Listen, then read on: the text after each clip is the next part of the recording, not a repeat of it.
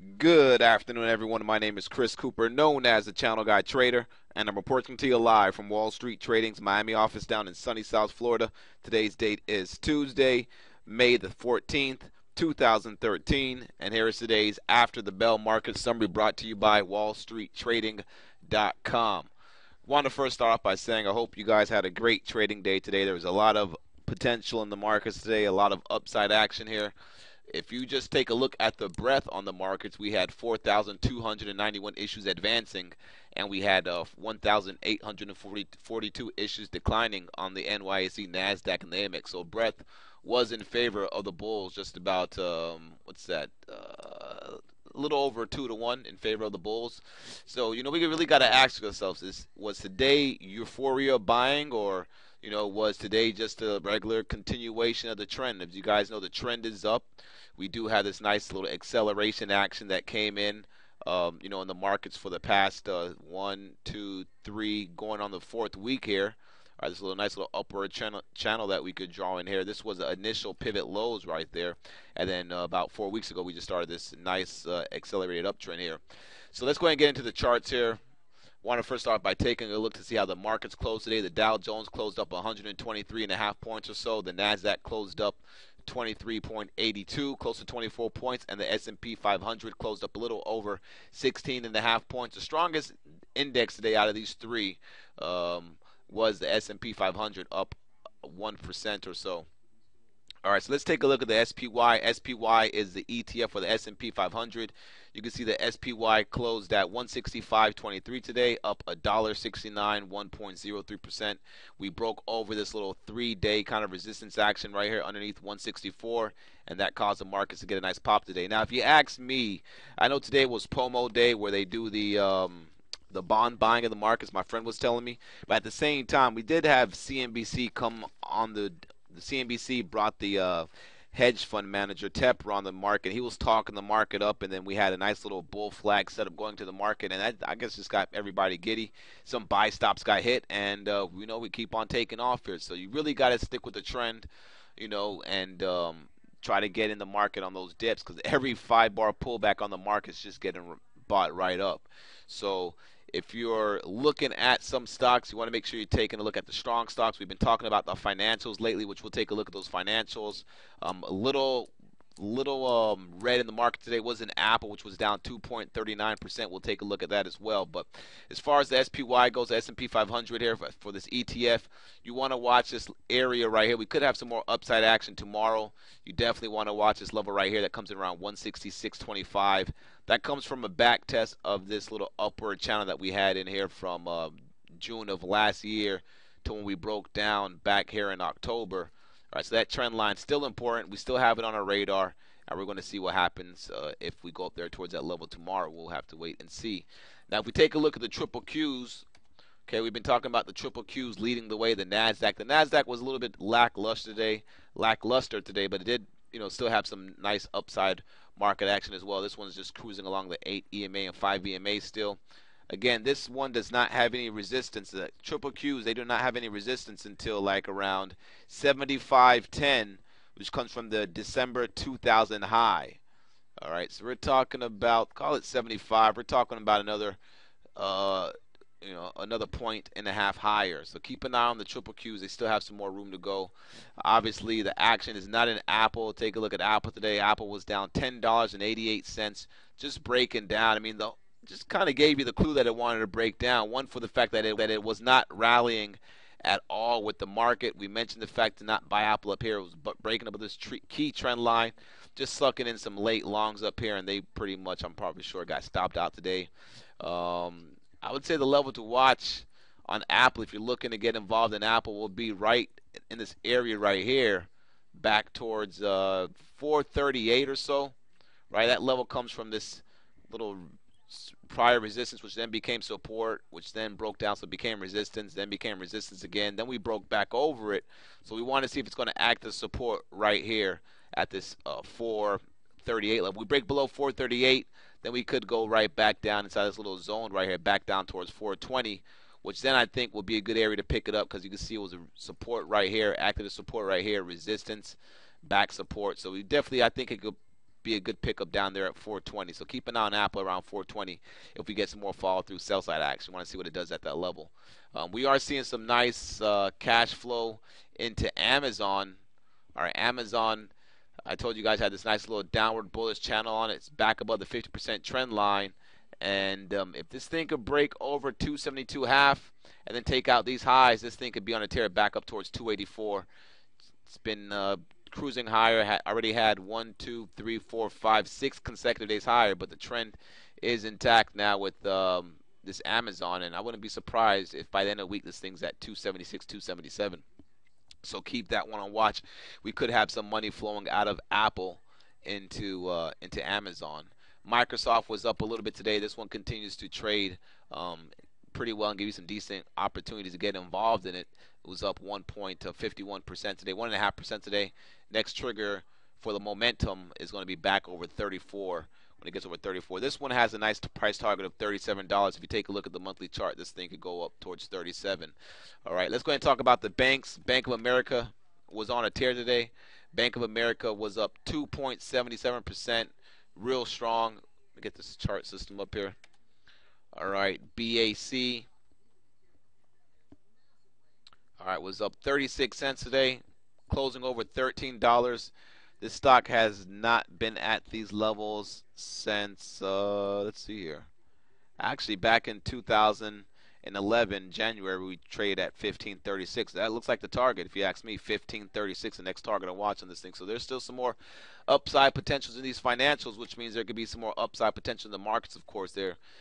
They were lagging a bit here while the other sectors were leading the way, and now they're back up. We talked about the Goldman Sachs holding above this key 148 level, above this downward trend line channel break.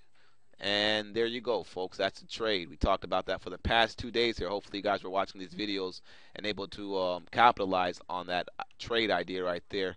And it all came from the fact that a nice downward bullish channel, the same way the same way it broke out Halliburton, all right, aka Halle Berry, the same way it did for Goldman Sachs. And I mentioned the fact that we were seeing a lot of these bullish channel breaks, and you can see they're following through as they should, and that's what we look to capitalize on an intraday basis in some stocks.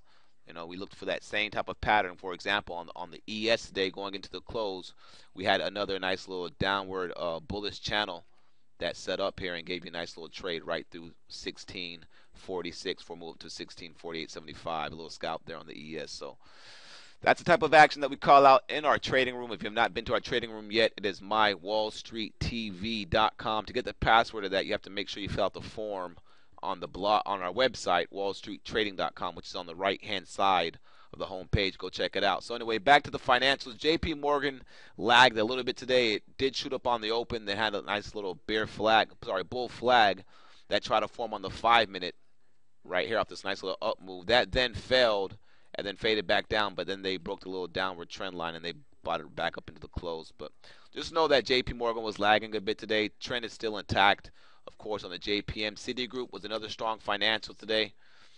Citigroup closing up $1.17, up 2.39%. Again, these financials, they still have a lot of upside potential, of course, coming from the levels that they were trading at, 5-6 years ago. So keep them on watch. Next resistance level on Citigroup is up here at $54.25. We're also seeing some action in the energy sector. ExxonMobil and CVX up well over 1%. I talked about ExxonMobil breaking the little trend line right there that we drew in last week, and I also talked about it being a buying opportunity on the pullback. It gave you that pullback towards 90, back tested the trend line held. You should be looking to initiate a little swing trade in ExxonMobil with a stop underneath 90 or a stop underneath Monday's opening price, looking for a break over 92 here in the coming days or the coming weeks here. It looks pretty good. That's a nice little trade. Chevron is obviously the leader. So we're seeing these nice little large energy stocks push higher. And, there's no sign of it pulling back yet. So if we have the financials moving higher, we have the energy stocks starting to catch a little pep in their steps, then we have some more upside in the market. It's only lackluster stock in the market that I see out there right now is Apple. All right, let's go ahead and take a look at the dollar real quick because I do want to make sure I go over the dollar. I have been talking about the dollar strength breaking out, and the dollar is breaking out, and we're seeing a little bit of change in characteristics with the dollar breaking out and the market being able to move higher with that strong dollar. All right, we have not seen anything like that before. I mean, obviously the market's been trading higher with the dollar trading higher since January, but when we pick up this momentum, we usually see some little selling pressure in the market with the dollar rising in the equity markets with the dollar trading strong, and that's not happening. So we got to make sure we take note of that. And we're also seeing this euro get some selling pressure. Now, the euro had a nice little move down today. It did provide you with some trading opportunities today. I believe that if you trade the euro, all right, you're going to have a lot of opportunity in this thing because I believe the euro's is going to make its way back down towards 127.5, or at least back down here towards this 128.5 level. All right, so there's a lot of potential. There's definitely some money to be made on this nice little leg that we have down. We finally just broke below the level here. We got one close yesterday. I'm sorry, we got one close on Monday. We had another second consecutive close below this 129.88 level, call it 130. So, the trend is down. We have these lower highs and these lower lows coming in now. All right, so definitely keep an eye on the euro. We want to make sure that we focus on this little currency action that is obviously causing some action in the equity markets as well. All right, if you take a look at crude oil was down a little bit today. If I'm not mistaken, let me check real quick. Oops, wrong symbol there. Let's see here. Crude oil was a little bit down today. All right, so it's back at this 94 level. We want to see that 94 level. That 94 level holds. We could probably try to get it moved back up towards 97. You can see every time it comes in this little area, though, and they'll have a little lower high right there. But every time it comes in this area, it gets sold off. But again, we got to watch this 91 level, this 94 level is key, and this 97, 98 level is key. We'll keep a track on that. Remember, we're watching for crude oil to possibly make a big move sometime by the end of this year. I'm looking for the third quarter. You can see the monthly chart is in this nice little symmetrical triangle. All right, you can see the weekly chart broke that little trend line from the big channel. This is the same triangle you see on the monthly chart, but you see the triangle right here had this nice little momentum trend line. It broke up, back test held once, rallied back up towards 98 resistance, back test down here on the trend line again held, and now we're back up here. So if we form a high base consolidation in the coming weeks on crude oil, we'll keep you guys posted, but then we'll be looking for crude oil to make a move back above 100. All right, and if the market's going up, and it's going up because people are forecasting economic growth, which I'm not a economist, but I keep an eye on what's going out there with the trends and employment and all the other good stuff, and I really don't see that growth. But maybe the market's telling us something else, or maybe it's just the Fed that keeps on buying,